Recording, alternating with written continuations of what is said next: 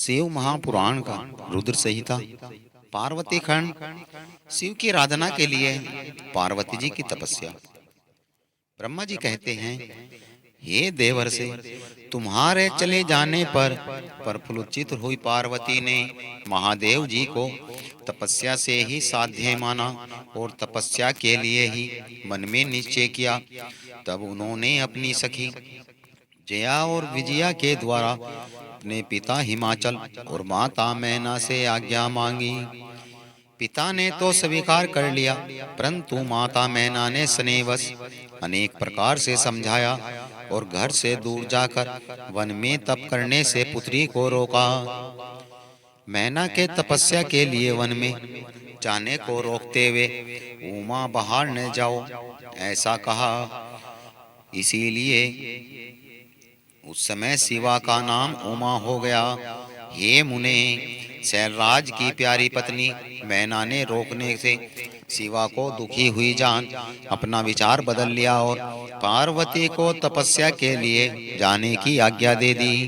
हे मुनि श्रेष्ठ, माता की आज्ञा पाकर उत्तम व्रत का पालन करने वाली पार्वती ने भगवान शंकर का स्मरण करके अपने मन में बड़े सुख का अनुभव किया।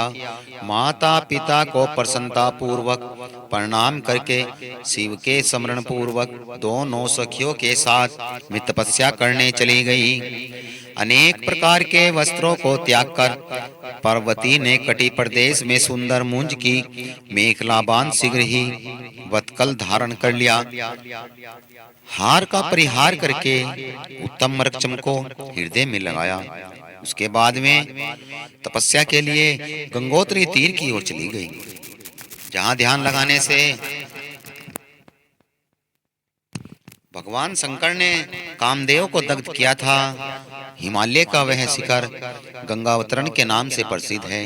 वही परम उत्तम संघीय बड़ तीर्थ के नाम से पार्वती ने तपस्या आरंभ की। गौरी के तप करते से उसका नाम गौरी शिखर हो गया। हे मुने, शिवा ने अपनी तप की परीक्षा के लिए बहुत से सुंदर और पवित्र वृक्ष लगाए जो फल देने वाले थे। सुंदरी पार्वती ने पहले भूमि शुद्ध करके वहां एक वेदी का निर्माण किया।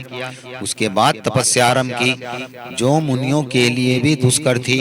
वे मन सहित संपूर्ण इंद्रियों को शीघ्र ही काबू में कर उस वेदी पर उच्च कोटि की तपस्या करने लगी। ग्रीष्म ऋतु में चारों और दिन रात आग जलाए रखकर वे बीच में बैठती और पंचाक्षर मंत्र का जप करती। वर्षा ऋतु पर वेदी पर सुस्थित आसन से बैठकर किसी पत्थर की चट्टान ही आसन लगाकर वे निरंतर वर्षा की जलधारा से भीगती रहती और शीतकाल में निराहार रहकर भगवान शंकर के भजन में तत्पर हो में सदा शीतल जल के भीतर खड़ी रहती। रात दिन बर्फ की चट्टानों पर बैठा करती। इस प्रकार तप करती हुई पंचाक्षर मंत्र के जप से संलग्न हो शिवा संपूर्ण मनोवांछित फलों के दाता शिव का ध्यान करती। प्रतिदिन अवकाश मिलने पर वे सखियों के साथ अपने और वृक्षों को प्रसन्नता पूर्वक सींचती और वहां पधारे हुए अतिथियों का सत्कार करती। शुद्ध चित्त वाली पार्वती ने प्रचंड आंधी, कड़ाके की सर्दी, अनेक प्रकार की वर्षा तथा दुस्सह धूप का सेवन किया। उनके ऊपर वहां नाना प्रकार के दुख आए, परंतु उन्होंने सबको कुछ नहीं गिना। हे मुने, वे केवल शिव में मन लगाकर वहां बैठी रहती। उनका पहला वर्ष फलाहार में बीता, दूसरा वर्ष केवल पत्ते चबाकर बिताया। इस प्रकार तपस्या करती हुई देवी पार्वती असंख्या वर्ष व्यतीत कर दिए। उसके बाद हिमवान की पुत्री शिवा देवी पत्ते खाना भी छोड़कर निराहार रहने लगी। तो भी तपचार्य में उनका अनुराग बढ़ता गया। हिमाचल पुत्री शिवा ने भोजन के लिए पर्ण का भी त्याग कर दिया, इसलिए देवताओं ने उसका नाम अपर्णा रखा। इसके बाद पार्वती भगवान शिव के स्मरण पूर्वक एक पैर पे खड़ी होकर पंचाक्षर मंत्र का जप करती हुई भारी तपस्या करने लगी। उसके अंग चीर और वक्कल से जटके ढके हुए थे। वे मस्तक पर जटाओं का समूह धारण किए रहती थी। इस प्रकार शिव के चिंतन में लगी हुई पार्वती ने अपनी तपस्या के द्वारा मुनियों को जीत लिया। उस तपोवन में महेश्वर के चिंतन पूर्वक तपस्या करती हुई काली के 3000 वर्ष बीत गए। तो उसके बाद जहाँ महादेव जी ने 60,000 वर्षों तक तप किया, इस स्थान पर स्तन भर रहकर शिवा देवी इस प्रकार चिंतन करने लगी, क्या महादेव इस समय यह नहीं जानते मैं उनके लिए नियमों के पालन में तत्पर हो तपस्या कर रही हूँ? फिर क्या कारण है कि सूर्य काल में तपस्या में लगी हुई मुझ सेविका के पास भी नहीं आए? लोक में वेद में मुनियों के द्वारा सदा गिरीश की महिमा का ज्ञान है। यही सब कहते हैं कि भगवान शंकर सर्वदा सर्वात्मा सर्वदर्शी समस्त ऐश्वर्यों के दाता दिव्य शक्ति संपूर्ण सबके मनोभाव को समझ लेने वाले भक्तों को उनके अभिष्ट वस्तु देने वाले सदा समस्त कलेशों का निवारण करने वाले हैं। यदि मैं समस्त कामनाओं का परित्याग करके भगवान वृक्ष ध्वज में अनुरग हुई तो मैं कल्याणकारी भगवान शिव यहाँ मुझ पर प्रसन्न हो। यदि मैंने नारद के द्वारा दिए हुए पंचाक्षर मंत्र का सदा उत्तम भक्ति भाव से विधि पूर्वक जप किया हो तो भगवान शंकर मुझ पर प्रसन्न हो। यदि मैं सर्वेश्वर शिव की भक्ति से युक्त हूँ एवं निर्विकार हूँ तो भगवान शंकर मुझ पर अत्यंत प्रसन्न होए। इस प्रकार नित्य चिंतन करती हुई जटावक्कल धारणी निर्विकार पार्वती मुंह नीचे की वे सुदीर्घ काल तक तपस्या में लगी रही। उन्होंने ऐसी तपस्या की जो मुनियों के लिए भी दुष्कर थी। वहां उस तपस्या का स्मरण करके पुरुषों को बड़ा विस्मय हुआ। हे महर्षि, पार्वती की तपस्या का जो दूसरा प्रभाव था उसे भी इस प्रकार सुनो। जगदम्बा पार्वती का वह महान तप परम आश्चर्यजनक था। जो स्वभावतः एक दूसरे के विरोधी थे, ऐसे प्राणी भी उस आश्रम के पास जाकर उनकी तपस्या के प्रभाव से विरोध रहित हो जाते थे। सिंह और गौ, सदा गो, रोग आदि से युक्त संयुक्त रहने वाले पशु भी पार्वती के तप की महिमा से वहां परस्पर बाधा नहीं पहुंचाते थे। ये मुनि श्रेष्ठ, इसके अतिरिक्त जो स्वभाव एक दूसरे के बैरी हैं, वे चूहे बिल्ली एक दूसरे जीव से आश्रम पर कभी रोष विकारों से युक्त नहीं होते थे। वहां के सभी वृक्षों में सदा फल लगे रहते थे। भांति भांति के तरण और विचित्र पुष्प उस वन की शोभा बढ़ाते थे। वहां का सारा वरदान कैलाश के समान पवित्र था। पार्वती के तप की सिद्धि का साकार रूप बन गया था। ब्रह्मा जी कहते हैं, हे मुनीश्वर, शिव की प्राप्ति के लिए इस प्रकार तपस्या करती हुई पार्वती के बहुत वर्ष बीत गए तो भी भगवान शंकर प्रकट नहीं हुए। तब हिमाचल, मैना, मेरू और मंदराचल आदि ने आकर पार्वती को समझाया। शिव की प्राप्ति को अत्यंत दुष्कर बताकर उन्होंने अनुरोध किया कि तुम तपस्या छोड़कर चले आओ। उनकी बात सुनकर पार्वती ने कहा, हे पिताजी, हे माताजी, आप मेरे सभी बांधव, मैंने पहले जो बात कही थी उसे क्या आप लोगों ने भुला दिया? अस्तु, इस समय जो मेरी प्रतिज्ञा है उसे आप लोग सुन लें। जिन्होंने रोज से कामदेव को जलाकर भस्म कर दिया, वे महादेव जी यद्यपि विरक्त हैं तो भी मैं अपनी तपस्या से उन भक्त वत्सल भगवान शंकर को अवश्य संतुष्ट करूंगी। आप सब लोग प्रसन्नता पूर्वक अपने अपने घर को जाएं।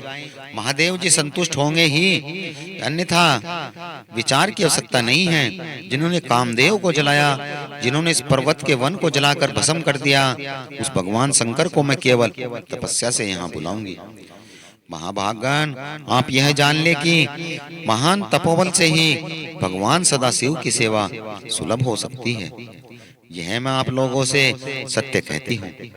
सुमधुर भाषण करने वाली पर्वतराज कुमारी मैना, शिवा माता मेनका, भाई मैना, पिता हिमाचल, मंदराचल आदि उपयुक्त बात कहकर शीघ्र ही वहां से चले गए। शिवा के ऐसे कहने पर वे चतुर चालाक पर्वत गिरिराज सुमेरु आदि गिरिजा की बारंबार प्रशंसा करते हुए अत्यंत विस्मित के साथ जैसे आए थे वैसे ही वापसी हो गए। उन सब के चले जाने पर सखियों से घिरी पार्वती मन में यथार्थ निश्चय कर पहले से भी अधिक उग्र तपस्या करने लगी। हे मुनि श्रेष्ठ, देवताओं, असुरों, मनुष्यों और चराचर प्राणियों सहित समस्त त्रिलोकी उस महती तपस्या से संतुष्ट हो उठी। उस समय समस्त देवता, असुर, यक्ष, राक्षस, किन्नर, चारण, सिद्ध, साधव, मुनि, विद्याधर, बड़े बड़े नाग, प्रजापति, गुहक तथा अन्य लोग महान से महान कष्ट में पड़ गए, परंतु इसका कोई कारण उनकी समझ में नहीं आया। तब इंद्र आदि सब देवता मिलकर गुरु बृहस्पति से सलाह ले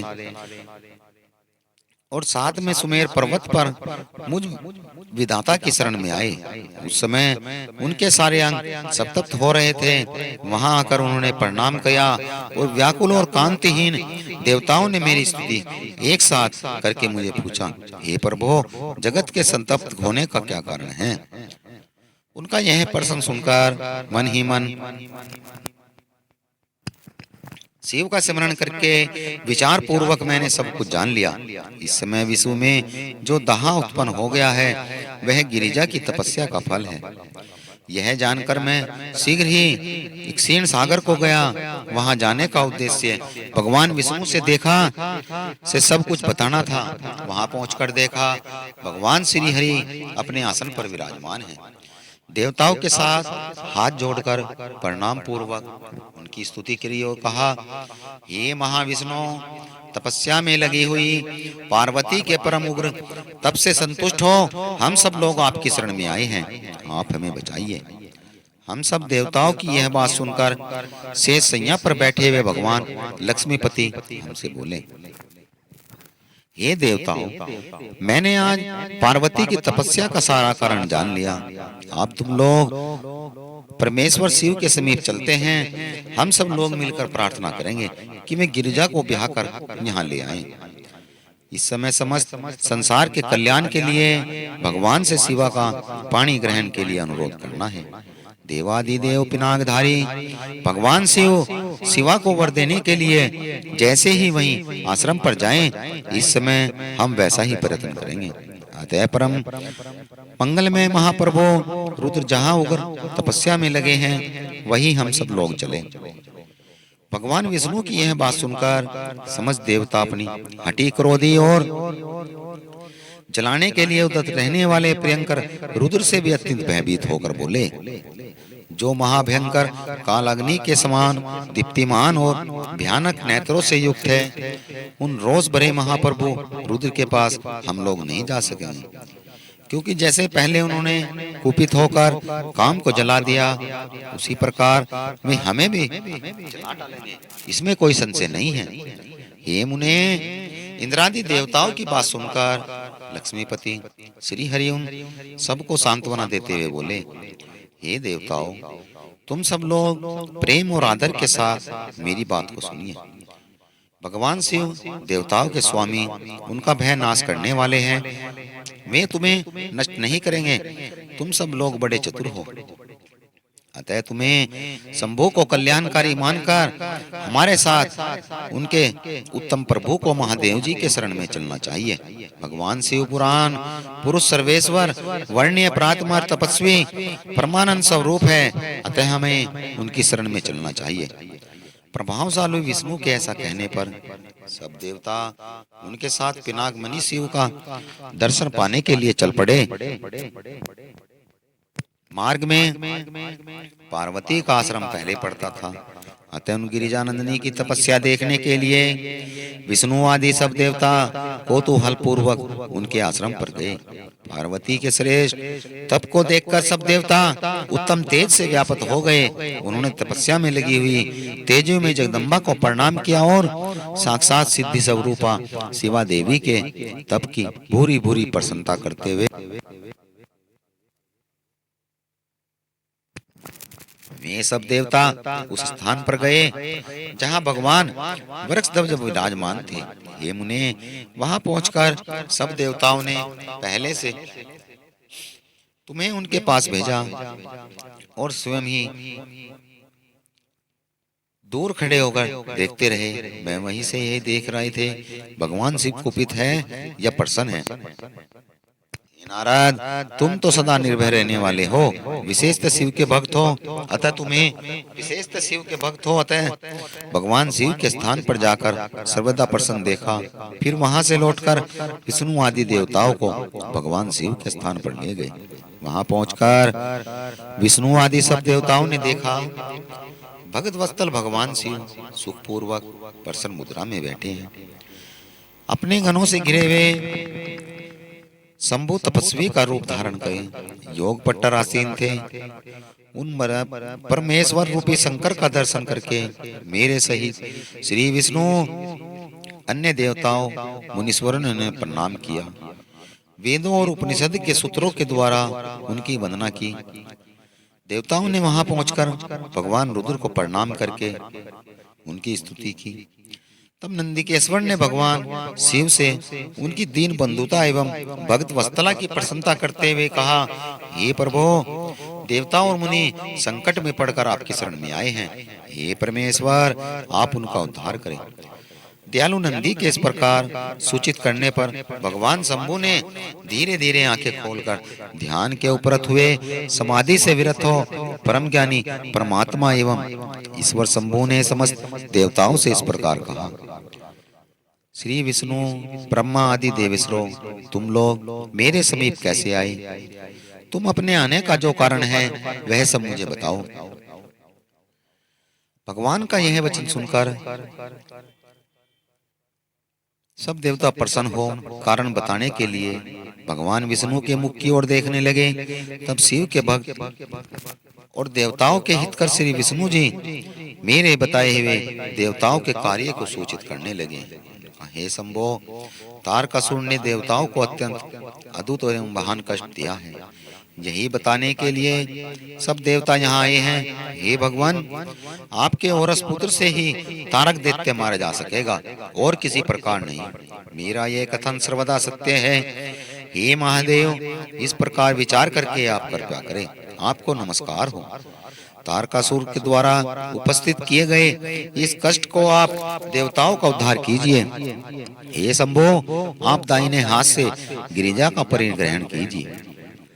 गिरिराज हिमवान के द्वारा दी हुई महानुभावा पार्वती को पाणी ग्रहण के द्वारा ही अनुग्रहित कीजिए। श्री विष्णु जी का यह वचन सुनकर योग परायण भगवान शिव ने उन सब को उत्तम गति का दर्शन कराते हुए कहा, हे देवताओं, ज्यों ही मैंने स्वयं सुंदरी गिरिजा देवी को स्वीकार किया, त्यों ही समस्त सुरेश्वर तथा ऋषि मुनि सकाम हो जाएंगे।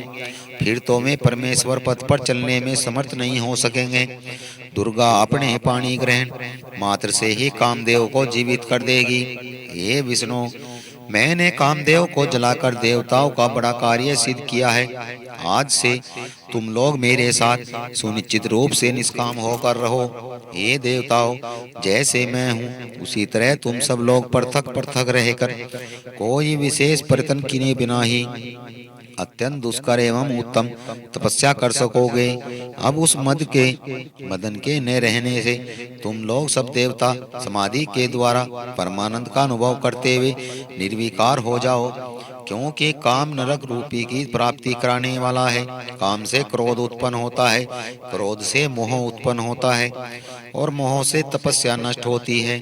अतः तुम सभी श्रेष्ठ देवताओं को काम और क्रोध का त्याग कर देना चाहिए। मेरे इस कथन को कभी अन्यथा नहीं मानना।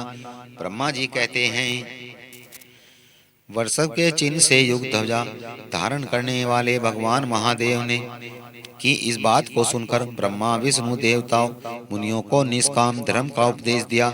उसके बाद भगवान शंभु पुनः ध्यान लगाकर चुप हो गए और पहले की भांति पार्षदों से घिरे हुए सुस्थिर भाव से बैठ गए। वे अपने मन में स्वयं आत्म स्वरूप निरंजन निराभास निर्विकार निरामय परात्पर नित्य ममता रहित निर्विग्रह शब्दातीत गुण निगुण ज्ञान गम्य गम्य प्रकृति से पर परमात्मा का चिंतन करने लगे। इस प्रकार परम स्वरूप का चिंतन करते हुए वे ध्यान में स्थित हो गए। बहुत से प्राणियों की सृष्टि करने वाले भगवान शिव ध्यान करते करते परमानंद में निमग्न हो गए। श्री हरि इंद्र आदि देवताओं ने जब परमेश्वर शिव को ध्यान मग्न देखा, तब उन्होंने नंदी की सम्मति ली।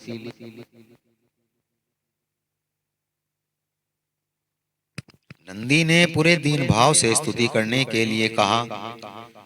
उनकी इस सत्सम्मति के अनुसार देवता स्तुति करने लगे। हे देव देव महादेव, हे करुणा सागर प्रभु, हम आपकी शरण में आए हैं। आप महान क्लेश से हमारा उद्धार कीजिए। हे नारायण, इस प्रकार बहुत दीनता पूर्वक उक्ति से देवताओं ने भगवान शंकर की स्तुति की। उसके बाद में सब देवता प्रेम से व्याकुल हो उत्सवर से फूट फूट कर रोने लगे। मेरे साथ भगवान श्री हरि भक्ति भाव से युक्त हो मन ही मन भगवान शंभु का स्मरण करते हुए दीनता पूर्वक वाणी के द्वारा अब अपना अभिप्राय निवेदन करने लगे। देवताओं के मेरे तथा श्री हरि के इस प्रकार स्तुति करने पर भगवान महेश्वर अपनी भक्त वत्सला के कारण ध्यान से विरक्त हो गए। उनका मन अत्यंत प्रसन्न था। वे भक्त वत्सल श्री हरि करुणा को दृष्टि से देखकर और हर्ष बढ़ाते हुए बोले, हे विष्णु, हे ब्राह्मण, इंद्र आदि देवताओं, तुम सब लोग एक साथ किस अभिप्राय से आए हो? हे महेश्वर, आप सर्वज्ञ अंतर्यामी हैं। क्या आप हमारे मन की बात नहीं जानते? अवश्य जानते हैं। तथापि आपकी संज्ञा से मैं स्वयं भी कहता हूँ। हे सुख सागर शंकर, हम सब देवताओं को तारकासुर से अनेक प्रकार का दुख प्राप्त हुआ, इसलिए देवताओं ने आपको प्रसन्न किया। आपके लिए ही उन्होंने गिरिराज हिमाचल से शिवा की उत्पत्ति कराई। शिवा के गर्भ से आपके द्वारा जो पुत्र उत्पन्न होगा, उसी से तारकासुर की मृत्यु होगी, दूसरे किसी उपाय से नहीं। ब्रह्मा जी ने उस दैत्य को यही वर दिया है। इस कारण दूसरे से वे मृत्यु नहीं प्राप्त हो रही, अतएव वह निडर होकर सारे संसार को कष्ट दे रहा है। इधर नारद जी की आज्ञा से पार्वती कठोर तप कर रही है। उसके तेज से समस्त चराचर प्राणी सहित त्रिलोकी आचंतित हो गया है। इसलिए परमेश्वर, आप शिवा को वर देने के लिए जाइए। हे स्वामी, देवताओं का दुख मिटाकर हमें सुख दीजिए। हे शंकर, मेरे तथा देवताओं के हृदय में आपके विवाह का उत्सव देखने के लिए बड़ा भारी उत्सव है। अतः आप यथोचित रीति से विवाह कीजिए। प्रात पर परमेश्वर आपने रीति को जो वर दिया था, उसकी पूर्ति का अवसर आ गया है। अतः आप अपनी प्रतिज्ञा को सफल कीजिए। हे नारद, ऐसा कहकर प्रणाम करते हुए श्री विष्णु आदि देवता और महर्षियों ने नाना प्रकार के स्तोत्रों के द्वारा उनकी स्तुति की। फिर वे सब के सब उनके सामने खड़े हो गए। भक्तों के अधीन रहने वाले भगवान शंकर भी जो वेद मर्यादा के रक्षक हैं, देवताओं की बात सुनकर हंसकर बोले, हे हरे, हे विधे और हे देवताओं, तुम सब लोग आदर पूर्वक सुनो। मैं यथोचित विशेषतः विवेक पूर्व बात कह रहा हूँ। विवाह करना मनुष्य के लिए उचित कार्य नहीं है, क्योंकि विवाह दृढ़ता पूर्वक बांध रखने वाली एक बहुत बड़ी बेड़ी है। जगत में बहुत से कुसंग हैं, परंतु स्त्री का संग उनसे भी बढ़कर है। मनुष्य सारे बंधनों से छुटकारा पा सकता है, परंतु स्त्री प्रसंग रूपी बंधन से वह मुक्त नहीं हो सकता। लोहे और काठ की बनी हुई बेड़ियों में दृढ़ता पूर्वक बंधा हुआ पुरुष भी एक दिन उस कैद से छुटकारा पा जाता है, परंतु स्त्री पुरुष आदि के बंधन में बंधा हुआ मनुष्य कभी नहीं छूट पाता। महान बंधन में डालने वाले विषय सदा बढ़ते रहते हैं। जिनका मन विषयों के अनुभूत हो गया है, उसके लिए मोक्ष सौपन में भी दुर्लभ है। विद्वान पुरुष यदि सुख चाहते हैं तो वह विषयों का त्याग दें। विषयों को विष के समान बताया गया है, जिसके द्वारा मनुष्य मारा जाता है। विषय के साथ वार्ता करने मात्र से मनुष्य क्षण भर में पतित हो जाता है। आचार्यों ने विषय को मिश्री मिलाई हुई मदिरा कहा है। यद्यपि मैं इस बात को जानता हूँ, और यद्यपि विषयों के इन सारे दोषों का मुझे ज्ञान है, उसके बाद तथापि मैं तुम्हारी प्रार्थना को सफल करूंगा, क्योंकि मैं भक्तों के अधीन रहता हूँ और भक्त वत्सलता उचित अनुचित सारे कार्य करता हूँ। इसलिए तीनों लोकों में मेरे रूप में मेरी प्रसिद्धि है। भक्तों के लिए मैंने अनेक बार बहुत से प्रयत्न करके कष्ट सहन किए हैं। गृहपति होकर विश्वानगर मुनि का दुख दूर किया है। हे विदे, अब अधिक कहने से क्या लाभ। मेरी जो प्रतिज्ञा है उसे तुम सब लोग अच्छी तरह जानते हो। मैं ये सत्य कहता हूँ, जब जब भक्तों पर विपत्ति आती है तब तब मैं तत्काल उनके सारे कष्ट हर लेता हूँ।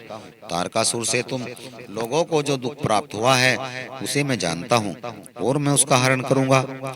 यह मैं सत्य कह रहा हूँ। यद्यपि मेरे मन में विवाह करने की कोई इच्छा नहीं है, फिर भी मैं पुत्रोत्थान के लिए गिरिजा के साथ विवाह करूंगा। तुम सब लोग अब निर्भय होकर अपने अपने घर को जाओ। मैं तुम्हारा कार्य सिद्ध करूंगा। इस विषय में अब कोई विचार नहीं करना चाहिए। ब्रह्मा जी कहते हैं, हे नारद, ऐसा कहकर भगवान शंकर मौन हो समाधि में स्थित हो गए और विष्णु आदि सभी देवता अपने अपने धाम को चले गए।